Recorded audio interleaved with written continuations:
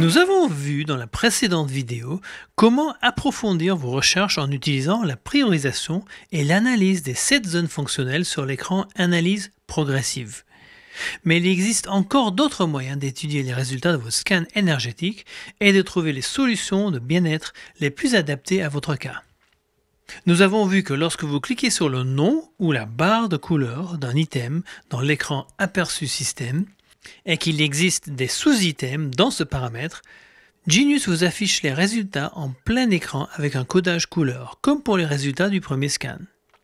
Mais lorsque aucun sous-item n'est associé à un paramètre, et que vous cliquez sur la barre de couleur, c'est l'écran Analyse croisée qui va s'afficher. L'écran Analyse croisée vous donne un moyen supplémentaire d'analyse et de recherche en utilisant une base de données de plus de 1000 nouveaux paramètres. Il vous permet de réaliser des comparaisons entre l'item que vous avez choisi dans le scan de la page des résultats et les paramètres de la base de données, qui comprend différents symptômes physiques, émotionnels et mentaux, des maladies et différentes pathologies.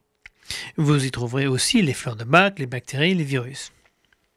En haut de l'écran Analyse croisée, vous pouvez voir l'item que vous avez choisi dans les résultats et que vous souhaitez comparer à la base de données. Il vous suffit ensuite de sélectionner ou de rechercher un ou plusieurs paramètres dans la base de données. Vous pouvez les rechercher individuellement ou télécharger l'intégralité de la base de données. Toutefois, sachez que Genius va prioriser tous les paramètres et que vous aurez donc un score pour chaque paramètre sélectionné. Il vous faudra donc par la suite effectuer un choix avisé des paramètres à corriger en fonction de votre anamnèse et des objectifs de la séance, car tout n'est bien évidemment pas à corriger. Notamment, un pourcentage général va s'afficher en bas de page, qui vous permettra de comprendre l'importance moyenne de tous les paramètres sélectionnés par rapport à l'item en haut de la page. Plus on se rapproche de 100%, plus il peut y avoir de relations entre l'item et les paramètres sélectionnés. Cet écran est le plus utile lorsque vous êtes en présence d'une symptomatique bien précise sur, par exemple, un organe et que vous souhaitez contrôler la présence ou l'influence de certaines bactéries ou certaines pathologies.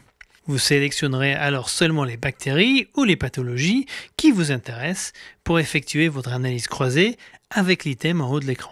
Lorsque vous avez effectué l'analyse, vous pouvez bien sûr déplacer les paramètres à corriger dans la zone correction rapide ou dans la zone sélection globale, comme sur l'écran Aperçu système, pour ensuite effectuer une correction immédiate ou bien utiliser l'écran Analyse progressive pour prioriser encore plus les paramètres que vous aurez mis dans la zone sélection globale.